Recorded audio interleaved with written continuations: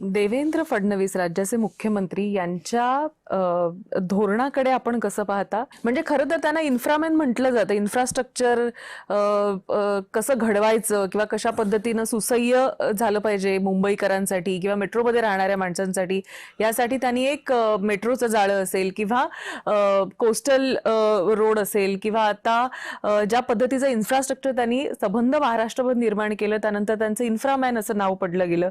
पण त्यासोबतच त्यांनी शेतीला देखील मग विजेचे जे पंप आहेत ते आपण बघतो की सौर ऊर्जा यंत्र त्यांनी मोफत दिली. त्याच पद्धतीने शेतीला देखील एक पाठबळ किंवा एक बळ मिळावं यासाठी देखील त्यांनी अनेक योजना त्यांच्या काळामध्ये राबवलेल्या आहेत. यांच्याकडे आपण कसं पाहता? देवाभाऊ हे एक अभ्यासू नेतृत्व आहे.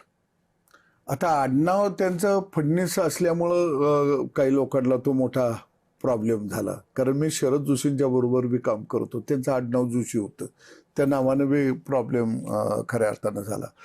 परंतु हे नेतृत्व उच्च शिक्षित आहे, उच्च शिक्षण घेतलेलं आहे. पण नुसतं उच्च शिक्षण घेतलं नाही, या नेतृत्वानं जग पाहिलं, जगातले बदल पाहिले, जगातले अनेक प्रयोग पाहिलेले आहेत. जगामध्ये विज्ञानाच्या माध्यमातून होत असलेली प्रगती, जगामध्ये येत असलेलं नवनवं तंत्रज्ञान, हे या माणसानं अभ्यासलं आणि या माणसाच्या लक्षात आलं की माझा महाराष्ट्र घडवायचा असेल, माझा महाराष्ट्र उभा करायचा असेल, तर मग माझ्या महाराष्ट्राला काय लागतंय? माझ्या महाराष्ट्राला शेतीला पाणी लागतंय, माझ्या महाराष्ट्राला चांगलं शेतकऱ्याला बियाणं द्यायला लागतंय, अधिक पिकलं तर ते खरेदी करायला लागतंय, माझ्या महाराष्ट्रातल्या शेतकऱ्याला दिवसा वीज द्यायला लागत्या, मग ते आपण सोलरच्या माध्यमातून दिवसाला देऊ शकतो का?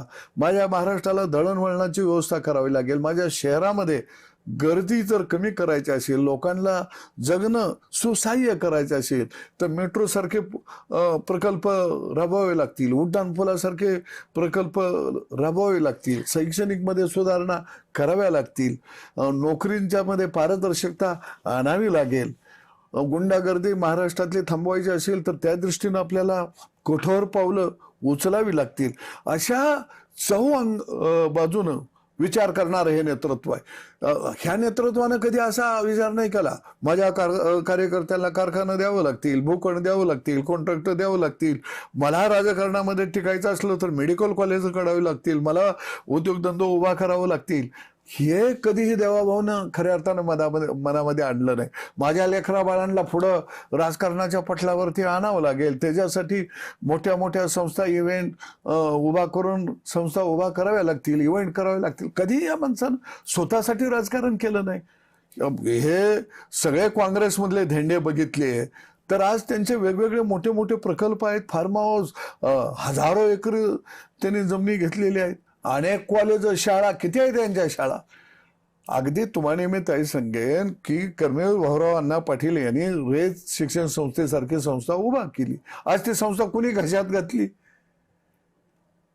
आज सगळ्या संस्था या महाराष्ट्रातल्या, वसंतदादा इन्स्टिट्यूट जे पुण्याला उभा राहिलं ऊसावर संशोधन करणं, त्याचा अध्यक्ष कोण आहे?